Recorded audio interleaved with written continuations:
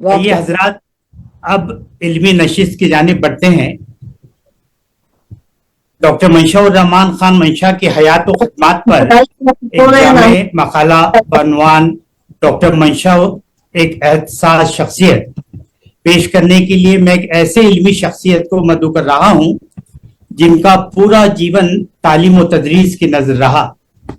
آپ ناگپور یونیورسٹی میں صدر شعبہ اردو اور صدر بورڈ آف اسٹڈیز جیسے جلیل القدر عہدوں پر فائز رہے. آپ کی علمی سرپرستی میں 22 طلباء نے پی ایچ ڈی کی ڈگری حاصل کی اور آپ کی 18 تصانیف اب تک منصہ شہود پر آ کر داد تحسین حاصل کر چکی ہیں. میری مراد ہے معروف ادیب اور صاحب طرز قلمکار ڈاکٹر پروفیسر اظہر حیات صاحب. گزارش ہے ڈاکٹر اظہر حیات صاحب سے کہ تشریف لائیں اور اپنا مقالہ پیش کریں. ڈاکٹر اظہر حیات. استقبال. علیکم ورحمۃ اللہ وبرکاتہ. وعلیکم السلام ورحمۃ اللہ وبرکاتہ. خوش آمدید. جشن منشا کے موقع پر عالمی مشاعرے کے صدر محترم پروفیسر ناصر علی سید صاحب، محترم مہمانان خصوصی اور مہمانان اعزازی، تمام محترم حضرات، منتظمین مشاعرہ و مجلس اور ناظرین، آج میرے مقالے کا عنوان ہے ڈاکٹر منشا الرحمان خان منشا ایک عہد ساز ادبی شخصیت. ماشاء اللہ. ڈاکٹر منشا الرحمان منشا اردو ادب کی ہمہ جہت اور عہد ساز شخصیت تھے. وہ نہ صرف کوہنا مشق استاد بلکہ قادر الکلام شاعر، بلند پایا نثر نگار اور نقاد تھے. وہ ہندو مسلم کے زبردست حامی، رواداری، بلند اخلاقی اور اعلیٰ ظرفی کی جیتی چاہتی تصویر تھے. انہوں نے باغ و بہار طبیعت پائی تھی. ان کے دم سے ناگپور ہی نہیں وسط ہند میں ایک رونق اور بہار تھی. وہ آخر عمر تک خدمت علم و ادب میں سرگرم رہے. اردو تہذیب ان کا اوڑھنا بچھونا تھی. منشا صاحب کا اصل نام محمد منشا الرحمان خان تھا. ان کی ولادت 1 مئی 1924 کو ضلع بلڈانہ کے خام گاؤں تعلقہ کے گاؤں پیپل گاؤں راجا میں ہوئی. ان کے والد کا نام محمد علی اللہ خان تھا. منشا صاحب کو رواج کے مطابق عربی فارسی کی تعلیم گھر میں دی گئی. اس کے بعد مڈل و ہائی اسکول انہوں نے انجمن اسکول خام گاؤں سے مکمل کیا. اسی اسکول میں بحیثیت معلم تقرر ہو گیا. دوران ملازمت نجی طور پر ناگپور یونیورسٹی سے بی اے، ایم اے اردو اور ایم اے فارسی کی ڈگریاں یکے بعد دیگرے حاصل کی. خوب سے خوب تر کی جستجو میں وہ ناگپور تشریف لائے اور یہاں گورنمنٹ مورس کالج میں 1956 میں شعبہ اردو فارسی میں لیکچرر مقرر ہوئے. دوران ملازمت وہ اردو دنیا میں ایک معتبر شاعر و ادیب کی حیثیت سے اپنی پہچان مستحکم کر چکے تھے. کشمیر کنیا کماری تک مشاعروں اور سیمیناروں میں عزت و اکرام سے مدعو کیے جاتے تھے. ان کی تخلیقات ملک کے معتبر رسائل و جرائد میں شائع ہوتی تھیں. وہ ودربھ کے اولین شاعر تھے جنہیں حکومت کی جانب سے یوم جمہوریہ کے موقع پر لال قلعہ دہلی کے مشاعرے میں مدعو کیا گیا. کیا بات ہے. قابل ہے منشا صاحب کی شخصیت اور ادبی خدمات پر معروف اسکالر محترمہ رانا نور صاحبہ نے تحقیقی مقالہ لکھ کر ناگپور یونیورسٹی سے پی ایچ ڈی کی سند حاصل کی. علاوہ ازیں ڈاکٹر صاحب کی شخصیت اور شاعری کے حوالے سے نامور ادبا و شعراء نے مضامین لکھے اور نظمیں کہیں. چند رسائل و جرائد نے خصوصی نمبر بھی شائع کیے. منشا صاحب کی بیشتر کتابوں کو ملک کی مختلف اردو اکادمیوں کی جانب سے انعامات سے نوازا گیا. علاوہ ازیں مہاراشٹر راجیہ اردو اکیڈمی نے انہیں ریاستی سطح کے گراں قدر ایوارڈ سے بھی سرفراز کیا. مقامی و بیرونی ادبی و ثقافتی اداروں نے آپ کی خدمات کے اعتراف میں آپ کو خطابات و اعزازات سے نوازا. یہ بات بھی قابل ذکر ہے کہ منشا صاحب کو حکومت مہاراشٹر نے راجیہ اردو اکیڈمی کا 5 مرتبہ معزز رکن نامزد کیا. ناگپور کا معروف ادبی ادارہ حلقہ احباب آپ کے ہی دم سے قائم تھا. منشا صاحب نے ناگپور یونیورسٹی میں بورڈ آف اسٹڈیز اردو کے چیئرمین کی حیثیت سے بھی خدمات انجام دی. آپ کی نگرانی میں تقریباً 35 طلبہ و طالبات نے پی ایچ ڈی کی سند حاصل کی. پروفیسر ڈاکٹر منشاء الرحمان منشا 1982 میں بحیثیت صدر شعبہ اردو سبکدوش ہوئے. ریٹائرمنٹ کے بعد یونیورسٹی گرانٹس کمیشن دہلی نے آپ کو ایک اہم پروجیکٹ پر دیا جس کے تحت مہاراشٹر کے مراٹھی داں حضرات پر اردو زبان کے تہذیبی و سماجی اثرات اس عنوان سے کتاب لکھ کر یو جی سی کو سبمٹ کی. اس کام کے لیے انہیں خاطر خواہ اسکالرشپ سے بھی نوازا گیا.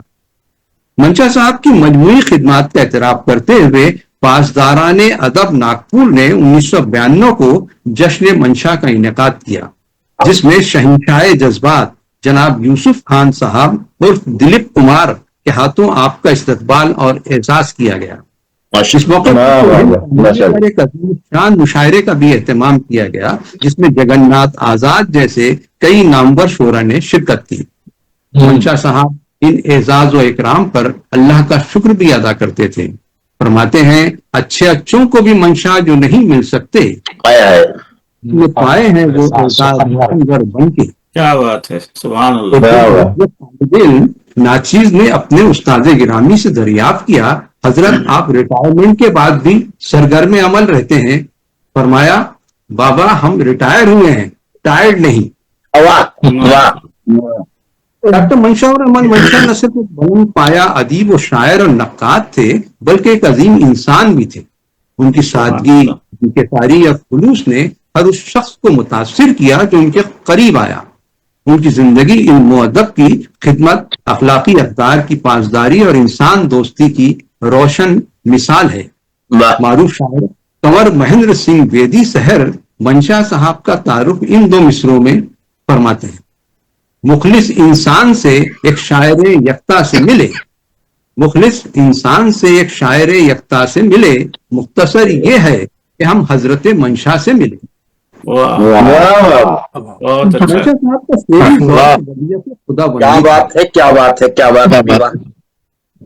منشا صاحب کا شعری ذوق ودیت خدا بندی تھا. اس سلسلے میں انہوں نے اپنے ذوق سلیم کو رہبر بنایا. شعر گوئی کا باقاعدہ آغاز 1945 سے کیا. منشا صاحب شعر کہتے رہے، ساتھ ساتھ ان کی شعری تخلیقات ملک کے معتبر رسائل و جرائد میں شائع بھی ہوتی رہی. منشا صاحب کا اولین مجموعہ کلام جیون ترنگ دیوناگری رسم الخط میں 1957 میں شائع ہوا. اس کی ایک کاپی وزیر اعظم آجہانی پنڈت جواہر لال نہرو کی خدمت میں بھجوائی تو پنڈت جی نے جواب میں لکھا کو اس زمانے میں اردو کو ہندی اور ہندی کو اردو سے جو قریب لائیں گے وہ دیش کے لیے بڑے ثواب کا کام کریں گے. کیا بات. ہندی حلقوں میں خوب پذیرائی ہوئی. سال کے عرصے کے بعد یعنی 1960 میں آہنگ حیات کے نام سے ایک مجموعہ کلام شائع ہوا جس میں غزلوں کے ساتھ نظمیں بھی شامل تھیں اور بعض قومی موضوعات پر. آہنگ حیات کا انتخاب صدر جمہوریہ ڈاکٹر ذاکر حسین کو اپنا مائک بند کر دیں، آواز آ رہی ہے کسی لیڈیز کی. مائک کو بند کریں. آہنگ ہے مرحوم ڈاکٹر ذاکر حسین کے نام ہے. اس کے جواب میں مرحوم صدر جمہوریہ نے آہنگ حیات پر نہایت بلیغ تبصرہ فرمایا. ملاحظہ فرمائیے، کوٹ ڈرتا ہوں کہ تحسین ناشناس سے آپ کیا خوش ہوں گے، لیکن یہ کہوں گا کہ آپ خوب کہتے ہیں. اس کا اندازہ ہم ناڑیوں کو اس سے ہوتا ہے کہ اکثر شعر جی میں اترتے ہوئے معلوم ہوتے ہیں، یا کبھی کبھی ایسا لگتا ہے کہ یہی بات ہمارے اپنے دل میں تھی، کہہ نہ سکے تھے. انکوٹ. آہنگ حیات کی اشاعت کے بعد منشا صاحب کی متعدد نثری و شعری کتابیں منظر عام پر آئیں جس کی تفصیل یوں ہے: نوائے دل غزلوں کا مجموعہ، ذکر خوبہ نعتوں کا مجموعہ، تحقیقی مقالہ مطالعہ میر نظام الدین ممنون دہلوی، کلام اقبال پر تضمینات، آئینہ اقبال، نظموں اور غزلوں کا مجموعہ عکس دورہ، با مقصد غزلوں کا مجموعہ امر و نہیں، نعتوں کا مجموعہ سراج منیرہ، مشاہیر اکابرین کو منظوم خراج عقیدت کا مجموعہ तारों की धरती, फरमाइश पर लिखे गए पेश लफ्ज के तहत मज़ामीन का मजमुआ हर फर्क आईना, उर्दू के मसाइल और महासिन पर रवा दवा नज़मों का मजमुआ उर्दू ज़बा हमारी और गज़लों का मजमुआ सौगाते हुनर। मजमूई तौर पर मंशा साहब की 15 तसानीफ ज़ेवर तबास से आरास्ता होकर मनसे शहूद पर आई, जिन्हें अदबी व इल्मी हलकों में कद्र व मंजिलत से की निगाह से देखा जाता है।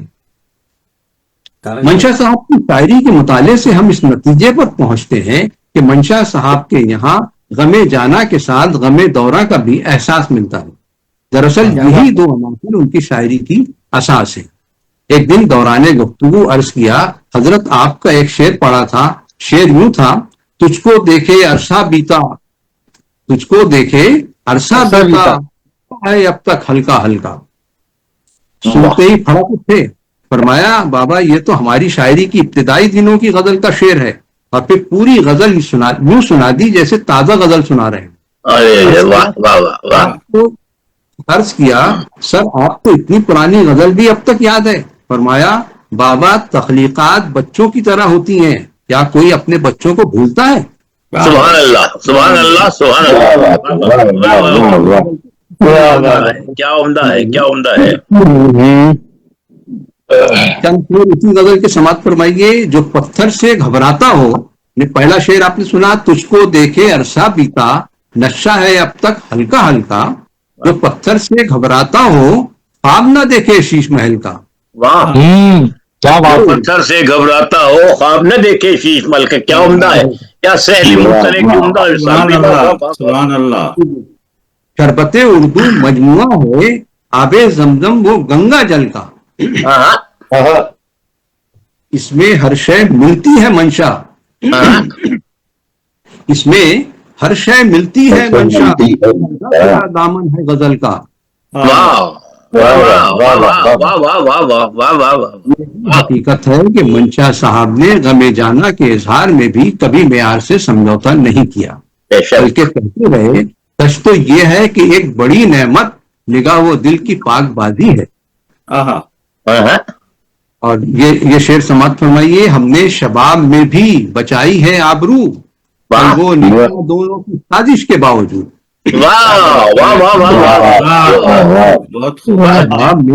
बचाई है आबरू, कल्बो निगाह दोनों की साजिश के बावजूद। कल्बो निगाह दोनों की साजिश के बावजूद। बहुत उम्दा है, बहुत उम्दा है। पर तो उन्होंने बाकायदा ऐलान भी कर दिया कि फैज़े इक़बाल है जो मंशा का, नगमा हिंदी है लय हिजाजी है। नगमा हिंदी है लय हिजाजी है। भाई वाह वाह वाह वाह वाह वाह। बाद के कलाम में मंशा साहब ने गजल के पैराए में भी गमे दौरा की बात कही है और वक्त और हालात के पेश नजर शेर कहे। उन्होंने जिंदगी और असर हाजिर के तकाजों को मलहूज रखा है। दिल में उल्फत नहीं तो कुछ भी नहीं, गुल में निखत नहीं तो कुछ भी नहीं, कुछ भी नहीं। आदमी में हजार जौहर हों, आदमियत नहीं तो कुछ भी नहीं। अरे अरे अरे अरे क्या उम्दा है भाई, कैसा बेसाता आया है भाई।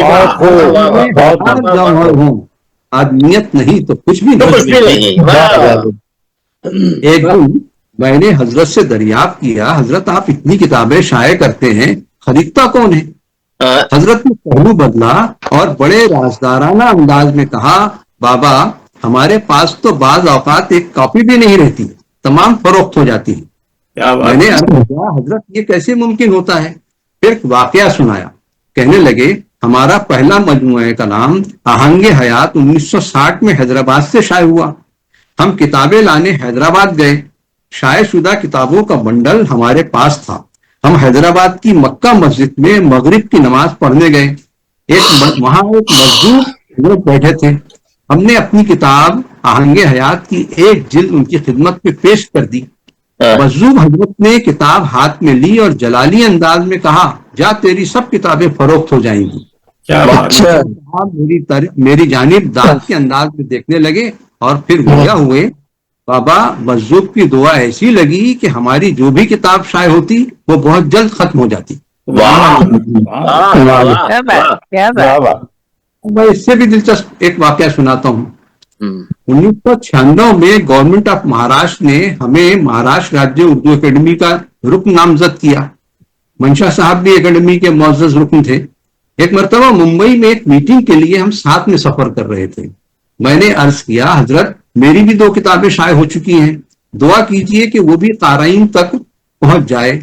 आप ऐसी दुआ दीजिए जैसे आपको हैदराबादी मजलूब ने दी थी।